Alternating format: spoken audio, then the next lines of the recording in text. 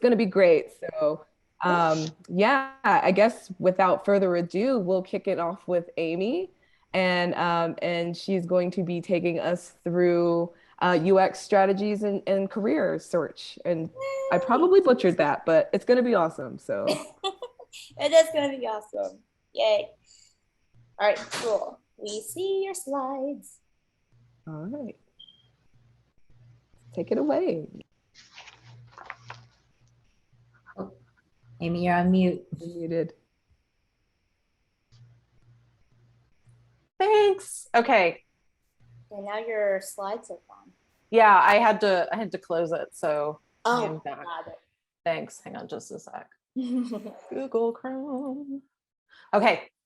The title was pretty vague, and then I was like, well, what should I talk about within UX career strategies? And one of the topics that I'm most interested in these days is building community online, and just in general, but especially online these days, given that a lot of things have shifted into that space. But also looking at this as a career development opportunity. And I'm also going to set a timer on my watch. Set a timer for 10 minutes, please. All right. Okay, so the first thing is, what is a strategy? And a strategy is essentially a plan of action that you want to take in order to achieve a goal. And part of a strategy is to actually define your goals, but then also to define the actions that you're going to take in order to achieve the goals and live out the strategy that you have envisioned. And of course, you can have long-term strategies over a period of several years or months. And then you can have short-term strategies, just depending on what it is that you're trying to achieve. So if we're thinking about UX careers, obviously, lots of common goals are get a UX job. Perhaps you want to grow your network. You might want to be on a podcast or give a talk or do some other kind of professional activity. But then again, coming back to the actions, you have to determine, what am I going to do to actually get to that point? And so in order to get a job, you're going to want to have a portfolio. You're going to want to be able to articulate your professional brand and tell your story. And then you're going to do some interactive stuff, whether it's meeting people, attending events like this one, where you learn about job opportunities, posting on LinkedIn, that sort of thing. So thinking about opportunities, you might have all of these goals, but I mean, they wrap up to what is essentially opportunities for yourself and for your career. And the focus of this talk being community building or community engagement, that's what I'm going to focus on as a method for essentially making these opportunities come your way. So a community it's very basic. It's a group of people with a shared interest. And so thinking about the UX community, that's a pretty clear example. And when I think about building community, I think of it as building relationships, like strong, meaningful relationships, and sharing resources that benefit everyone that's involved. And it kind of sounds like networking, and yeah, I guess in a nutshell it is, but I feel like networking is kind of an old-fashioned concept now. Things have changed with things having shifted online. Most of our interactions happening in online spaces, and networking, I think, has a connotation of like self-oriented activities versus community. What can I get out of connecting with other people? And so community building is much more oriented towards the collective. So let's talk a little bit more about these opportunities. And opportunities are rooted, first of all, in a sense of, it's like, who am I? Who am I as a person, a professional? What is my professional brand or presence? Coming up with that strategy that I mentioned. So what is my plan of action to get to the opportunities that I'm looking for? And between strategy and opportunities comes that building, community building, and then the resulting relationships and credibility that come your way. So there's all kinds of goals that we might have as UX professionals, but I'll use a job search strategy as an example of community building and achieving goals in action. This is a typical flow for a job search strategy. And so, starting again with who am I as a professional? Getting really clear on who you are, what you care about, what your values are, what your purpose is, and then infusing that into your professional assets, which is essentially your resume, your LinkedIn profile, portfolio, website, interviews, all of that. You have to get clear on those things before you start applying for jobs if you want to do that effectively. And then you start applying for jobs, you do your interviews, and then you get offers. It's pretty basic, kind of straightforward flow. And naturally, if you do this in this order and you do the things that need to come first before the things that need to come later, you'll have success. That's just a natural result of doing things in the proper order and doing them at a high quality. But if you throw building community into the equation, you will have a different kind of outcome. And so again, attending events, talking to people, meeting new people, getting introductions from your friends and colleagues. And then on online platforms, commenting, posting content, sharing stuff. And so the rate of success, it just essentially gets accelerated because you are doing this parallel kind of underlying activity as you're doing these more standard kind of job search actions. And then over time, because of this foundation that you've laid for building community and you're continuing this community building and engagement as a professional, your network grows, your credibility grows, your social capital grows, which you can exchange and make use of over time. And then again, the opportunities increase as well. So I mentioned LinkedIn before, and if any of you follow me on there, I'm pretty much on there all the time. I love it as a platform. And so I'm going to focus on that today as a method for content creation and community engagement and community building. And so I would say the majority of people either don't go on LinkedIn or they kind of lurk and they might like something and scroll through some content every now and then. But then you have folks who are community builders who are actually contributing to the conversation and creating content and building those meaningful relationships and engagements. They're actually starting conversations. They're not just liking things, and they're posting original content. And everyone has something to contribute, no matter where you're at in your career, whether you're new, you're experienced, no matter what role you're in, if you're an IC, a manager. The purpose, though, is to serve your community and build that community. And that's what you want to start with as your goal.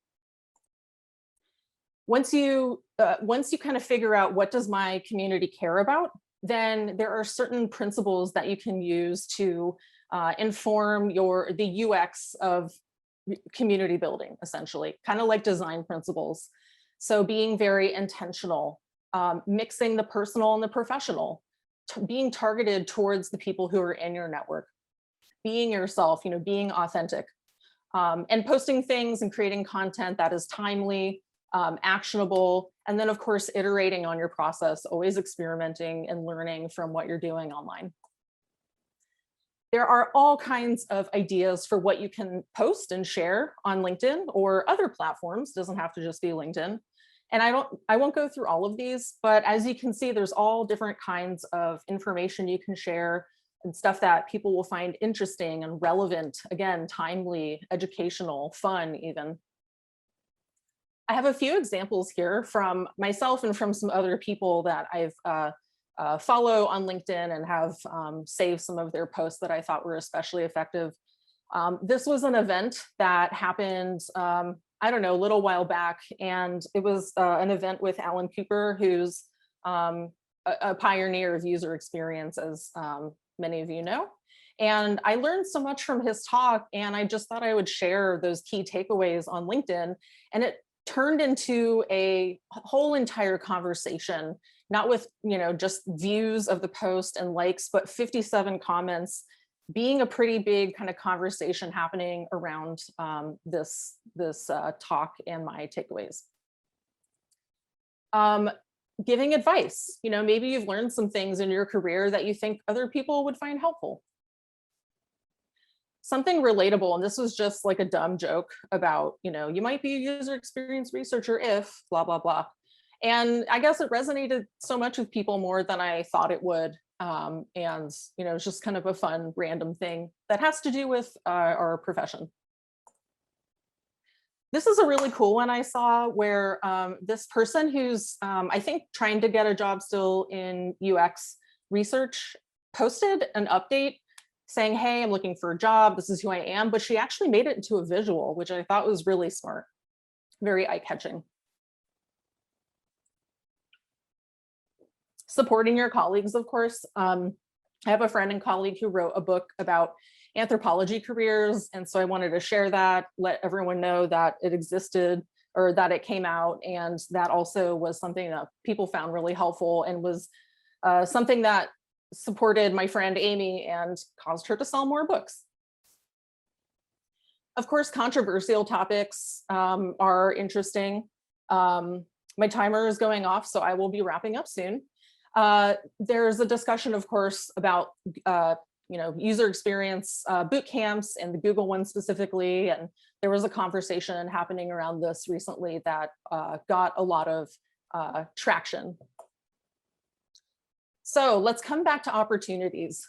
This is essentially a very quick illustration of what it looks like to post something and how that expands through your network, leading to opportunities that you're looking for and that you plan for, and then also ones that you don't plan for. And it just grows exponentially. And bringing it back to the job search strategy visual that I showed you before, this is how everything maps on to each other. And this really shows you, I think, what the benefit is of engaging the community and creating your own content. And just to wrap it up, this is a screenshot from an app that I use to track LinkedIn stats. And it's over the course of a year between March of last year and March of this year. And it just shows, based on all of the stuff that I do on LinkedIn, what the actual metrics and outcomes have been. So just to recap, there's so many benefits, not just for yourself, but for the community. Things that you don't maybe necessarily set out to do, like changing people's minds and teaching people things, being in the right place at the right time for opportunities that you don't expect. So that's it. And I have created a document of 100 prompts that you can use to create content and get ideas for posting things on Medium or LinkedIn, whatever it might be. So if you go to that URL, you'll be able to download a PDF of that. And thank you so much for having me. I really enjoyed sharing this idea with you. Yay. Thank you so much, Amy. Everybody give Amy a hand. You can type gibberish in the chat. Gibberish is like applause. And next up, we have Lucy, who's going to be sharing with us the importance of UX writing and design. And I'm really excited about this as a UX copywriter. So Amy, I'm sorry, Lucy. Amy, no just problem. went. It's been a long day. Can you all hear me? Yeah, we can hear you. Okay, great. All right, so let's get started again. Okay, we're seeing the presentation, right? Okay. Yep. Cool. Yep. All right, so hi everyone. I'm Lucy Allison. I'm the Associate Director of UX at Nebo Agency in Atlanta. I'm remote from DC, and I have a lot to cover today, so I'm going to go pretty quickly. But it felt appropriate given these are lightning talks, so we'll get started. So today I want to talk about writing, an often overlooked skill. I think because in school writing is so focused on correct grammar and literary analysis, we think only people who go on to be novelists or copywriters need to have good writing skills. And I would even throw in, for example, like UX copywriting or UX writing, like that might be a specialized skill as well. So I'm talking about if you're just a UX designer or do anything in UX research, et cetera. So writing is a really important skill for anyone, and it's something anyone can benefit from, but it's especially important for UX designers because reading is a critical part of how you understand and experience something. All right, let's see. Gotta get, okay, there we go. So think about how much you read during the day. Everywhere you look, there are words, right? From grocery stores to reading emails to ordering delivery for dinner. And it's just a huge part of your experience with the world around you. Anything you look at or do on your phone has words on it. Street signs, you need to read directions to go places. So today I want to walk through two areas where UX designers benefit from being able to write. And I'm not talking about writing books or nailing a headline or something. Those are specialized jobs. I'm just talking about the general ability to put thoughts into words in a concise and effective manner. So area one, let's talk about wireframes. This one is the kind of longer area. I'm going to go through a couple examples, and then there's a shorter section at the end about communication. So let's do a very basic exercise here to illustrate the point. And I say very basic because I have 10 minutes in a lightning talk, so I'm just kind of doing something very generic. But in this example, we're working for a software company, and we're going to create the YS page. And they don't currently have a page like this, and they haven't told us much beyond some boilerplate information about the company. And we don't really have a lot to go on, but this kind of things happens frequently in our jobs, as I'm sure some of you guys know, where it's like, hey, we need an experience for this thing. And you're like, okay, well, tell me a little bit more about that thing. But you still have to kind of come up with some information and do a wireframe. So we'll start to put together a wireframe for their YS page.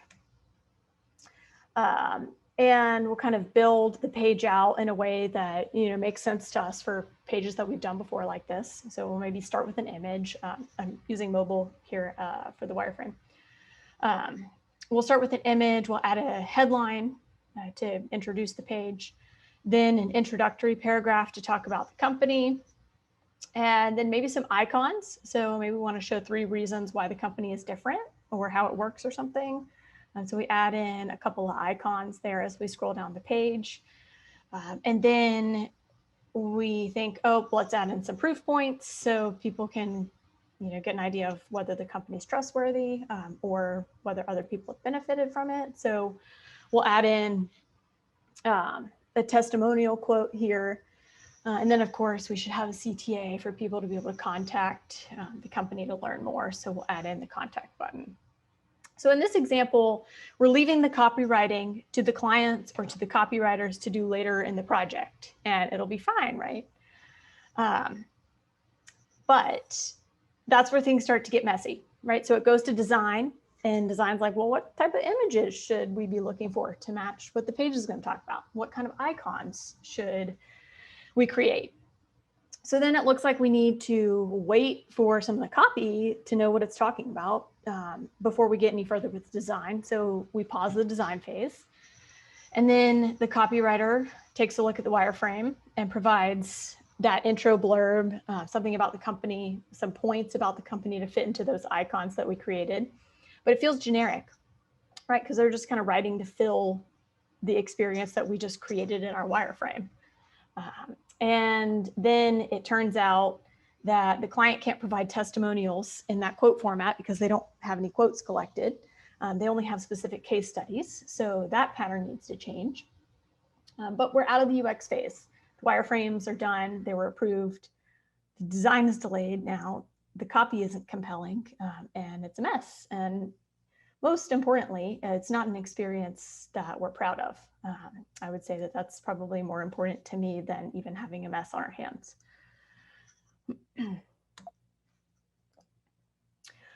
So one of the big issues here is that without directional copy in the wireframe, other people can't review it in a meaningful way, right? So they look at it, a couple lines, a couple boxes, they can pretty well understand, oh, that's a paragraph and that's an icon. So they think it looks pretty good for now, you know, but they're thinking, well, these are just wireframes. We can always change things later if we needed. The amount of times I hear these are just wireframes, I, you know, would be rich if I was collecting money for it. And then you realize later, when we get into the actual design and copywriting phases, nobody has anything better to go from because everyone's using the approved wireframe template, which in this example didn't have much detail in it. So let's do it over again. Let's do it differently this time in our second example. Let's host a content workshop. So if you'll remember back to the first prompt, I said, you know, we didn't have a lot of information to go off of. They didn't have a current page, and they didn't really have any detail that they had given us in terms of materials and PDFs to go through.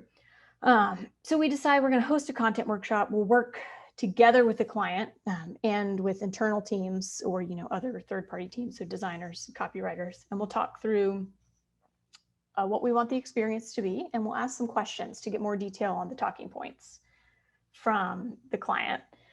And we'll also add in directional copy to make it easier for everyone to follow along in the workshop and remember what we talked about later when we're you know, passing the wireframe around and using it as a reference tool. So to start out in this example, it seems like that image and headline combo that we had previously worked well, and that pattern's consistent with other page templates. So we'll go ahead and add that in, no real change there. And then we still want a short introduction to the company to talk about their history and experience. But as you can see here, we're now using directional copy to show what we want that section to talk about. And now for the next section, we hear from the client that prospective customers first want to see proof that their software works for other customers. All right, so we can't use that quote pattern that we had previously, but the client's okay with showing off some logos, so we can add in some that just as a little bit of a wow factor and to engage users a little bit more down the page. And we can link to their case studies that they have, so users can take a deep dive. And then we ask the client to talk to us like they're talking to a prospective customer, right? What sets you apart? And they say customers want to know about custom solutions, customer service, and benefits. So based on that, I think our icon approach works, but we should also include a relevant CTA to guide users in a little bit more meaningful way. And we should use directional copy to provide some details about what we want those sections to be about. So the first icon, we want to introduce custom solutions and link over to the packages page. And then we'll introduce customer service and link over to a detail page. And for the third icon, we'll talk about the platform here. This is an example of where we kind of decide to change it up. So we look at this in the workshop and we think, that's not really a compelling pattern for this type of content. We need a little bit more detail to engage users. So why don't we add in a few bullet points to show how some of the top features can benefit users. And then we'll link over to the how it works page. And we want to end the page with a little bit more context than we had in the previous version as we're talking it through. So we want to add in a little bit of a prompt to kind of show users why they should get in touch. So here we have a productive content workshop. It might not look entirely different from a pattern perspective, but compared to our previous version, you can see this version has a lot more information in it to help everyone understand the intention of the page and the vision for the user experience as you're kind of reading through. You know, you can see here, I'm not writing text that the user is actually going to read. I'm just like writing for communication purposes to other people on the team and the client. And as part of the workshop, because the copywriters and designers and client were included in that, it's much more likely that we'll have a better wireframe approved and that we'll get final copy that supports the desired experience. So to summarize here, the reason the writing skill is so important is that it helps us do things like facilitate content workshops, or if we need to summarize materials into shorter scannable forms to use in our directional copy. Or there's instances where we might need to pop in some copy that could stand up for usability testing before it goes into final copywriting. So the writing skill helps us learn how to tell a compelling story. I think a lot of user experience is more storytelling, really, than it is designing boxes and places for content to go. So I hit my 10-minute mark, so I'm gonna run through the communication section really quickly. It's quick, I promise. So 3 areas of communication that are really important to do with our professional lives. We need to be able to communicate with clients. So from sending emails to drafting presentation talking points, you have to be able to sell your work, right? We have to be able to answer questions about our work and address client concerns. We also need to be able to communicate with our teams, documenting processes, creating training materials, and providing written feedback on deliverables. We can't always take the time to join a Zoom meeting to walk through stuff verbally. So we have to be able to write back our feedback in a way that somebody else can understand clearly. And then lastly, we need to be able to communicate with the professional world. So maybe writing LinkedIn posts like we just heard about, writing submissions for awards or speaking engagements, writing bios and job descriptions, or creating content for online publication and things like that. Oftentimes, other professionals' opinions of us are based on written forms of communication, right? That's maybe the first thing that they're going to see, and that's a reflection of you. So it's important. And I don't want us to think that because we're not writers or we don't have writer or copywriter in our job title, that we don't need to be able to write, because it's a worthwhile skill to keep up, and it will help you be a better UX designer, and it will also serve you well in your professional life. So that's it for tonight. Thanks for bearing with me as I sped through that. And I will wrap it up there. Yay. Awesome. Thank you so much, Lucy, for that presentation. That was really informative and awesome. We had a lot of people in the chat agreeing. Everybody thought it was great. So thank you so much for sharing that knowledge with us. Yeah, you're welcome. Yeah. So moving on through our lightning talks, we have Nia up. That's next. She's going to be giving us a presentation on making your personal brand work for you. So Nia, if you want to go ahead and get everything set up, and we look forward. Wait, where is she? All right. You want me to share my screen now? Yeah, because you're up and we're excited. Hey everyone. Yay. Shout out to my teammate here, Canva. Yes. Canva is bae. All right, so Agreed. hi, I'm Nia. I'm going to be talking about how to make your personal brand work for you. So I'm a digital media specialist at Georgia State University, work in the marketing department, and I know a thing or two about personal branding because now, based on my professional headshot, I work in corporate America. But in the past, I was pursuing a career as a stand-up comic. I'm gonna go into a little bit more about that a little later in the presentation. So we're going to talk about what is and what isn't a personal brand. I'm going to talk to you about a brand building exercise that I walk college students through. And I worked on myself with this. And I'm going to show you how to improve your personal brand. And then if you have any questions, we're going to talk about that as well. So what is a personal brand? Most of us know what it is, but just in case if you didn't, it's just kind of like my definition. It's what you want others to perceive about you. It's how you show up in the world. This could be with your family and your friends, or in the future, what you want your future self to show up as. And it's a way for you to be the authority figure in the space you plan on occupying. So a personal brand is not what others think you should be. Neither is it what others want you to be. I don't know if you guys have those helicopter parents. My mom really wanted me to be a doctor. Didn't work.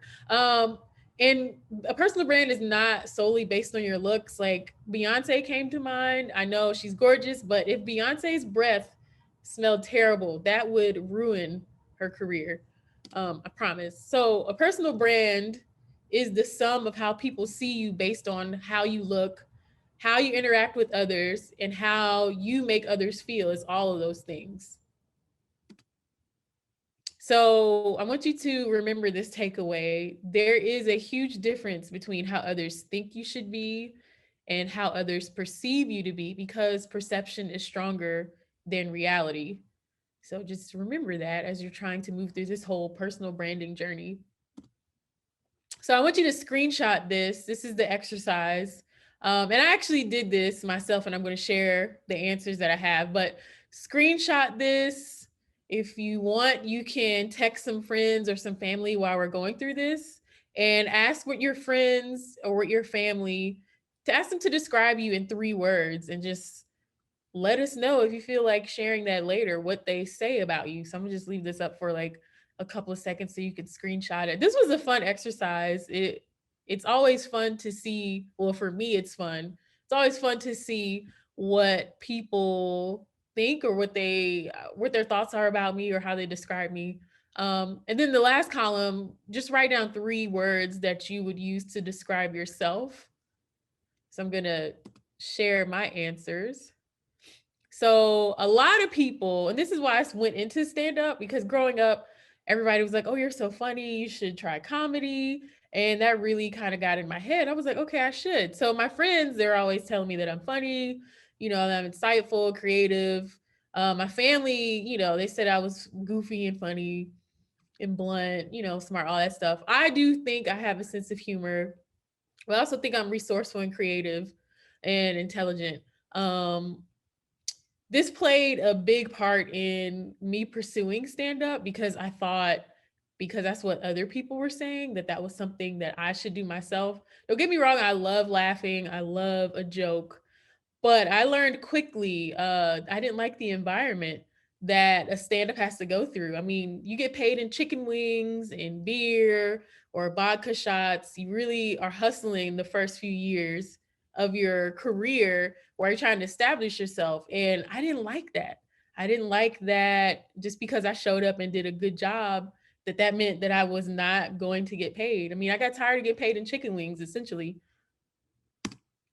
So in my regular life in the past, I thought that the sense of humor meant that I wasn't going to be taken seriously at work, because I was making the mistake of practicing material while I was at work. And I was wondering why the people who were laughing with me weren't promoting me. I was like, hey, I should be able to do this job because I'm doing it already. Why wasn't I promoted? And I had to really look inside of myself and, come to terms with, hey, I'm kind of joking off and goofing around at work.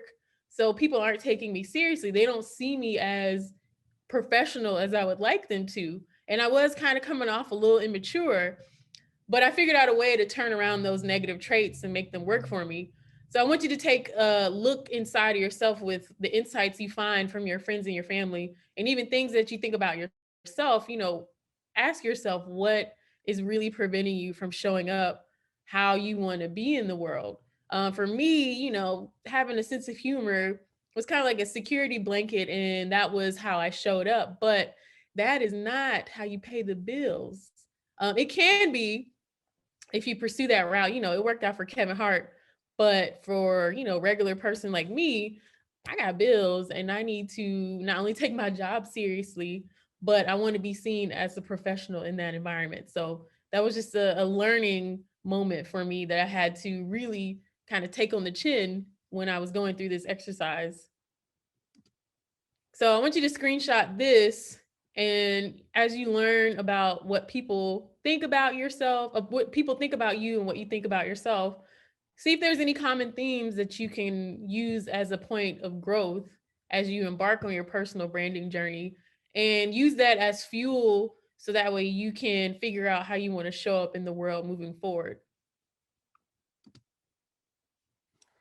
After you do that exercise, I want you to think about what you want with your life. Think about your career, think about your relationship status, ask yourself, what do I want to be known for? And you want to keep that in the forefront of your mind, keep that reputation that you want to build for yourself in the front of your mind.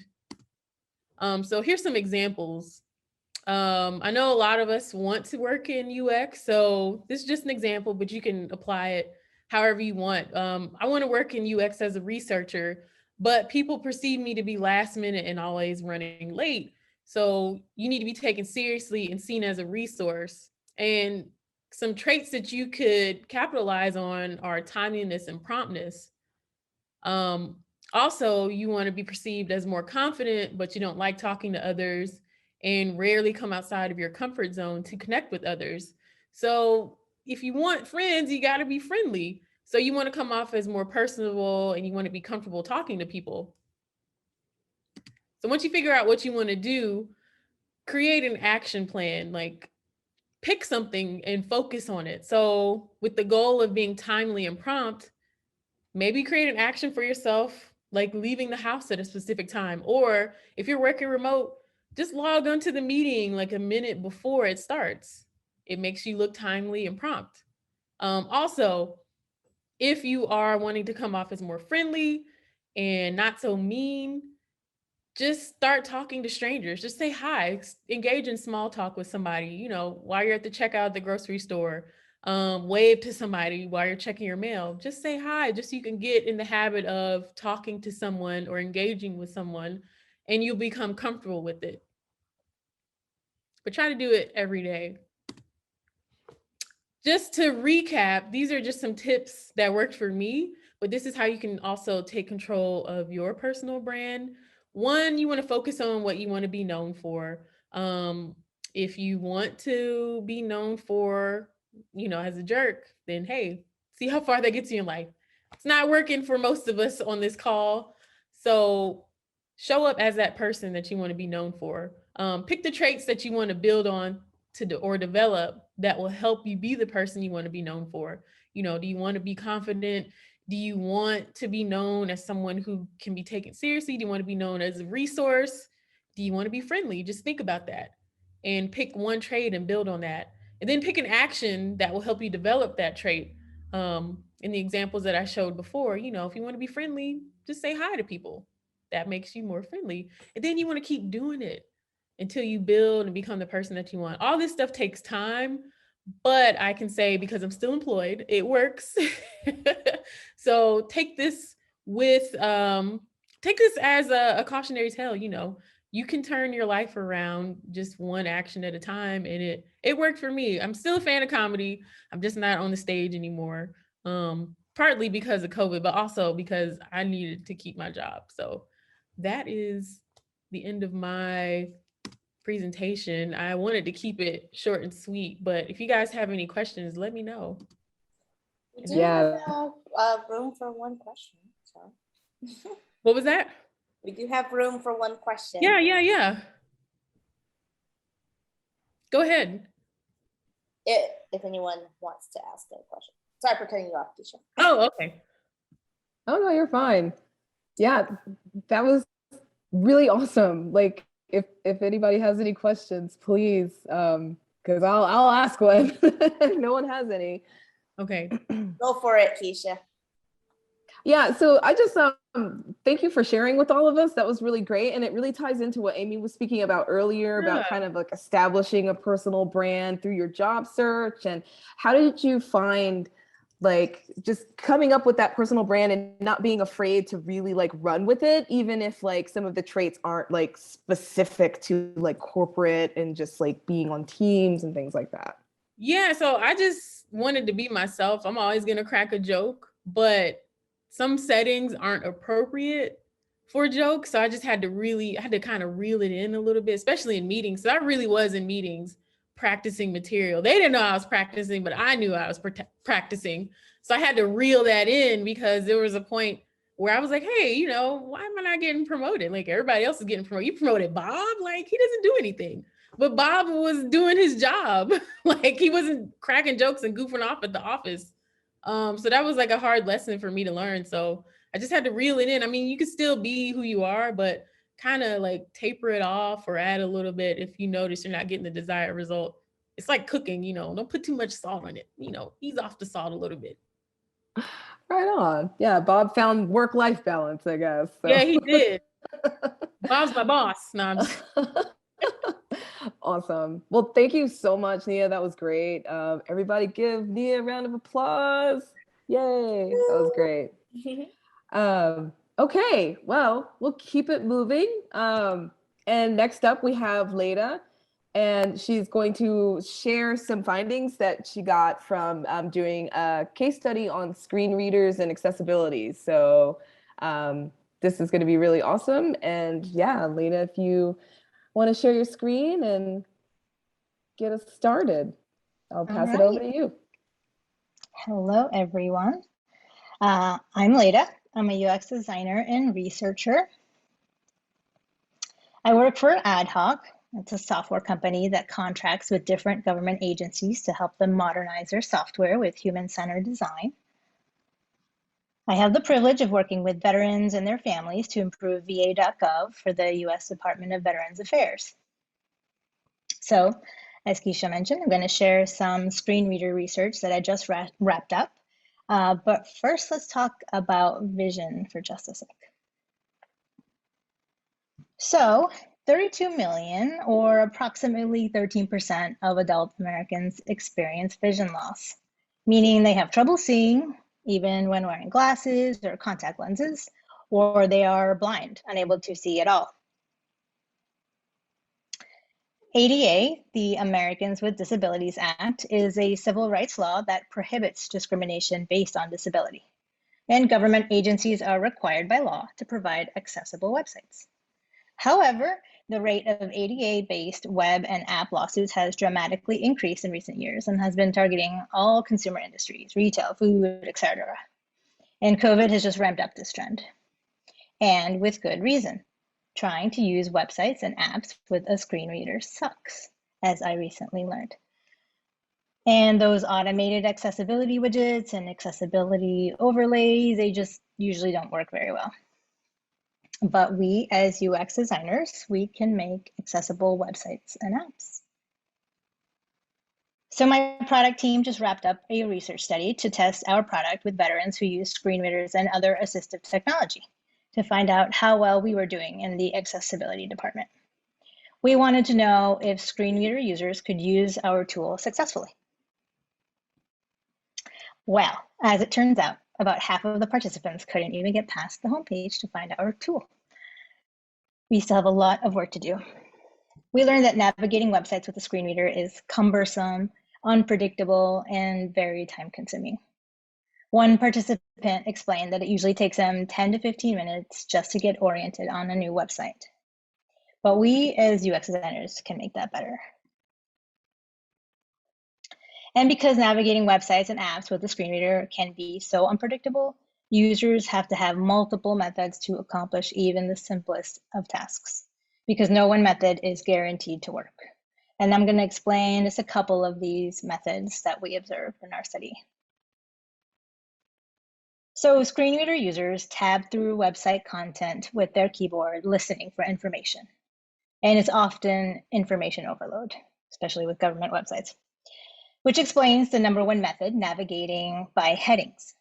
Over 67% of screen reader users navigate by headings, which means the user will have the screen reader just read out the heading levels like your H1s, your H2s, etc. on a page to try to figure out what the page is about.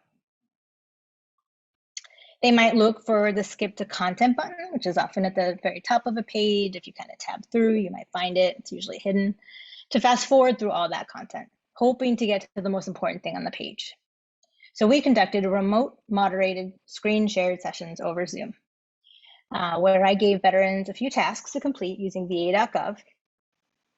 And in my very first session, I watched and winced as a completely blind veteran who was using JAWS as his desktop screen reader struggled to get to orientation. Just orienting himself was really hard.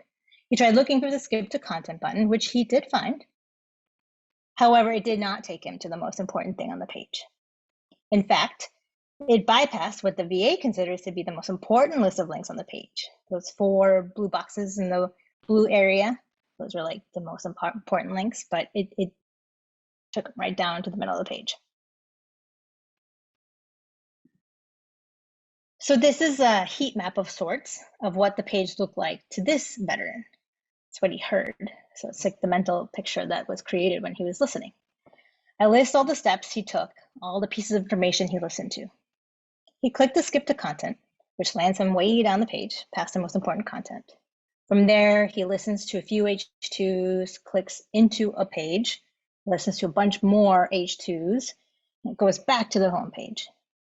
His first attempt, just that process right there, took him 2 minutes and 15 seconds. He's just trying to figure out which section applies to him to complete the task that I had given him. By his third attempt at orienting himself, he starts over reading the page from the very top with his screen reader listening. This time, he doesn't click the skip to content button. So he stops at that point and says, "Do you understand one thing I said?" Because he just made a comment. "I typed in VA.gov a while ago, and this is not the page that it took me to. So I went back a page. I don't know what you see, but according to my screen reader, I haven't been to this page before. I didn't hear any of this stuff previously. Why in heavens did it take me to the middle of the page?" So what's going on here? Ouch. It's really feeling for this person. So it turns out the information hierarchy that a sighted user sees is not the same as what a screen reader hears unless we as UX designers are intentional about the page structure. Because we applied our heading levels incorrectly, we effectively delivered to this user 2 completely different pages. The same homepage, yet this person perceived a completely different set of information when navigating by 2 different methods. This is real confusion that we're causing. But we as UX designers can eliminate this type of confusion. We can make it better. As designers, we use type styles to design our pages, establish a visual hierarchy, give prominence to the right content. But heading levels aren't design elements. We use them that way, but their actual purpose is to give our pages structure and organization. And when we don't use heading levels correctly, we create painful user experiences for many people. There should be one H1 on a page. It should explain what this page is about. That skip to content button should have taken our research participant to the H1 and not a random H2 halfway down the page. Heading levels should logically nest in the proper order. And when you have those moments when a default styling doesn't work visually, you can employ a utility class to override that default styling. As UX designers, before we even start styling though, we need to be crystal clear about our page hierarchies. Treat them like that outline that you would have written for a book report in 3rd grade and read it to yourself. If you only read your H1s and H2s and H3s, do you get the gist? If not, fix it. At Ad Hoc, where I work, we just started using a free tool called Headings Map. It's a Chrome plugin to check the hierarchy of our pages. Does your page outline match your intended information hierarchy? If not, fix it. We as UX designers have that power. And if you're thinking this stuff doesn't apply to my product because our users are young, remember, your vision will start going in your early to mid 40s. Also, people with learning disabilities use screen readers and other assistive technology for all sorts of reasons. They use screen readers, assistive technology, which benefit many people. So these tools benefit from our accessibility improvements. One participant in our study, who was not blind, but did have low vision, was 43 and uses a combination of a JAWS screen reader and magnification software. Another study participant, a very active retired veteran who led a highly successful military career, didn't start using a screen reader until her retirement. She is fully sighted. But in the process of treating an unrelated injury, this woman discovered that she'd had dyslexia her entire life, which explained for her why she'd always struggled in school. Assistive technology allowed her to finally graduate from college in her 60s, and now she can't get enough of books and series and any other tool that'll help her read and spell. So as UX designers, we have the power and the control to provide an equitable user experience for all people. Thank you. Thank you, Leyda. That was awesome. Awesome. Awesome. I think we have time for a question if anybody has any questions about our presentation that we just saw. And feel free to come off mic or wait a minute. I think I have a question. If you're not familiar with how to design or how to make ADA compliant designs, what are some resources somebody could go to learn? Yeah, WebAIM, actually, I don't know if you're familiar with that one, but I used to use it just purely for checking color contrast, but it turns out they have a ton of information on there just about accessibility. So that's a great go-to. Thanks. Sure. Awesome. Thank you. I have a quick question about the skip to content button. Is that part of JAWS, or is that something that you actually code into the page? That's just something you code into the page. And you may have one and not even realize it. If you just go to your address bar and just tab until you start getting to the content, it might actually pop up. You might even have one on your website, not even know it. It doesn't show for like a sighted user, but we have one on ours. And ideally, you would just take it. Where would it anchor to? Ideally, it should go to your heading level 1. So like the page title. So it's to skip past the navigation to go to the page title. Yes, exactly. And sometimes people have alerts and all sorts of madness.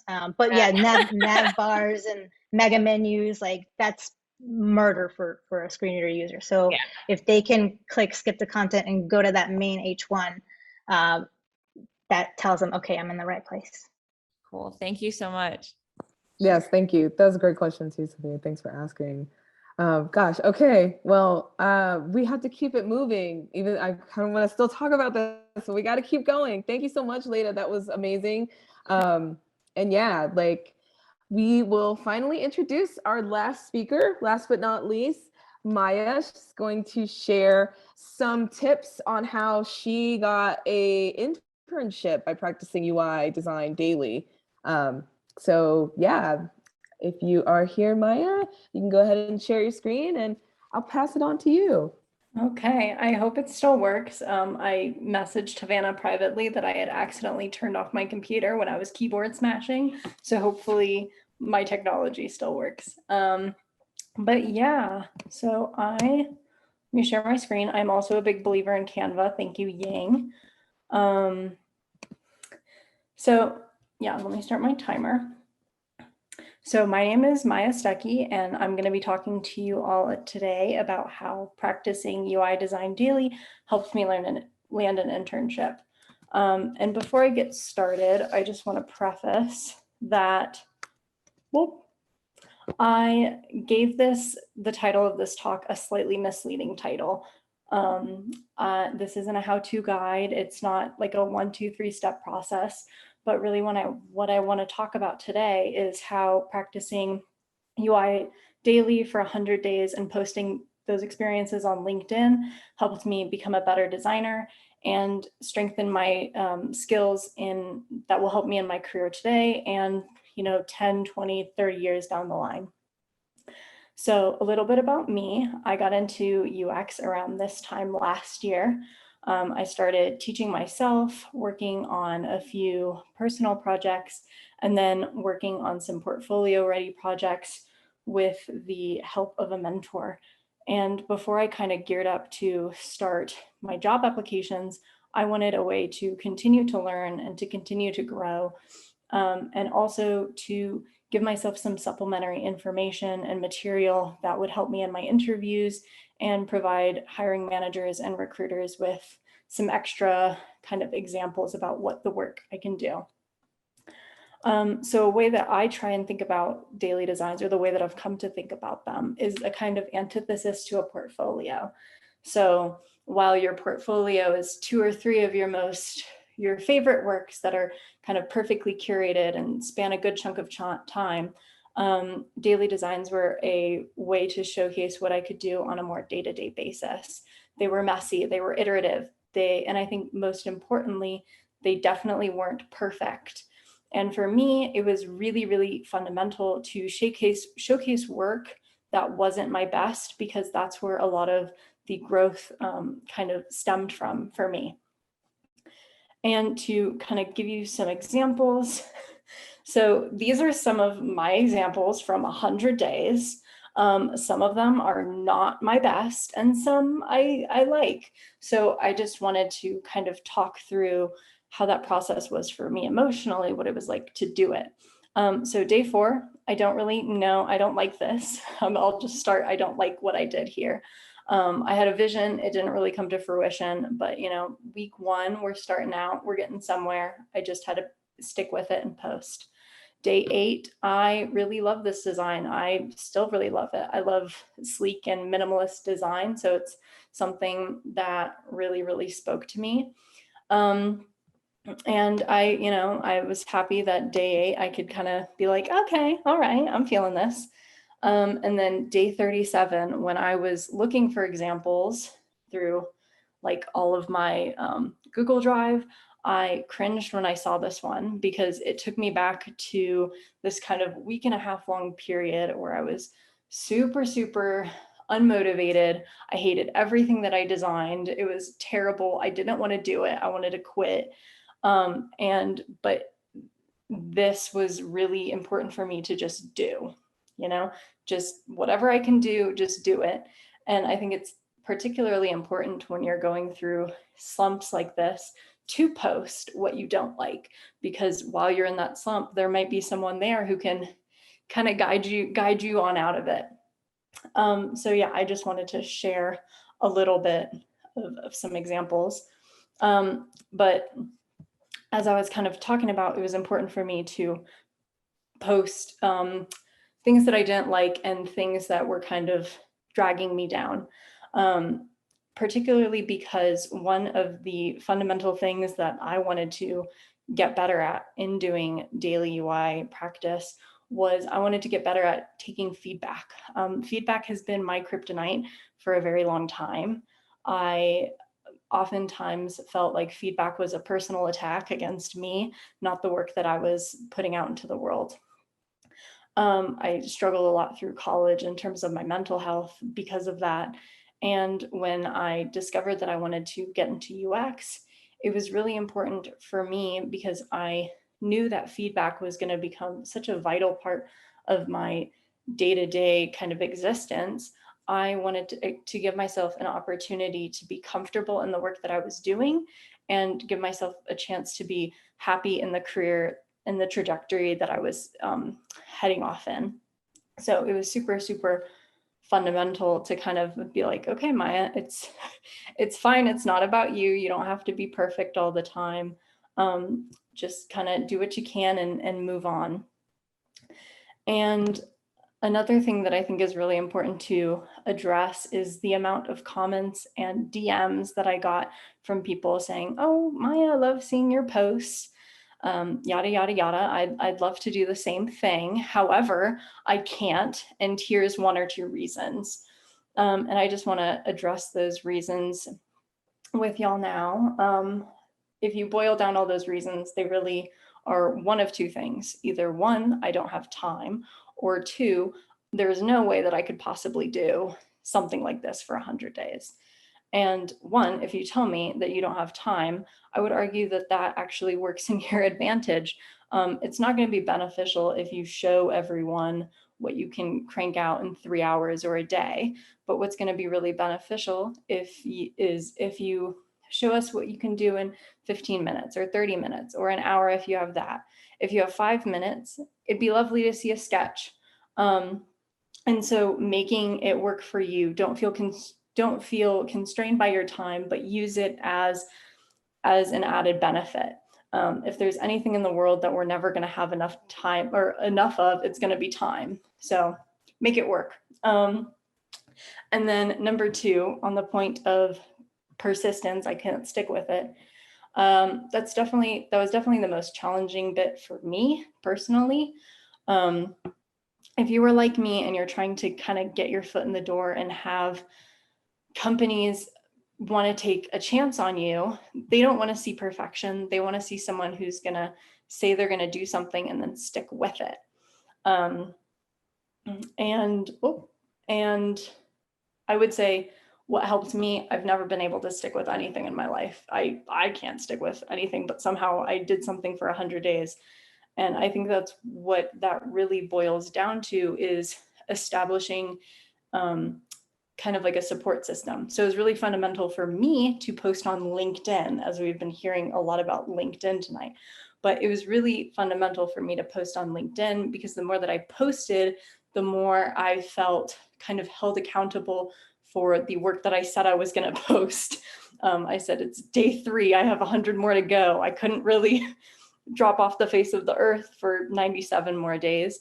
And I think more to that point, posting on LinkedIn leads me to my last, well, Amy really touched on this in a beautiful way, but that LinkedIn, I think, is often framed as a way to network and to like build your career. But what I found through LinkedIn is I found friends, I found a support system, I found a community. I found people to share wins with and express my concerns and my fears and the pitfalls of whatever I was going on through that week. And I think that that's such a fundamental, it's built right into the platform, but that's not how we use it often. And so I think it's really important to kind of establish those connections. It's definitely why I feel, why I applied to this in the first place, because I feel connected to the UX community as a whole. And if you want a seat at the table, it's theirs for you to take it. We all want you here. So just be here with us. And so in terms of one thing that, if you could leave us with one thing, I would say that challenges like these are opportunities to work on yourself, not necessarily on your career. And you have to trust that the benefits that you get from it internally will trickle into every facet of your life in ways that you didn't think imaginable.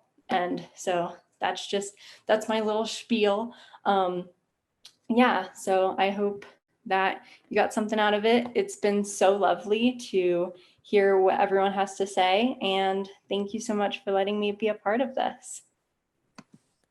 Awesome. Yay. Thank you, Maya, for sharing. That was incredible. Like, a lot of people were in the chat saying how inspired they were feeling and how they struggled with some of the same things about getting feedback and perfectionism. And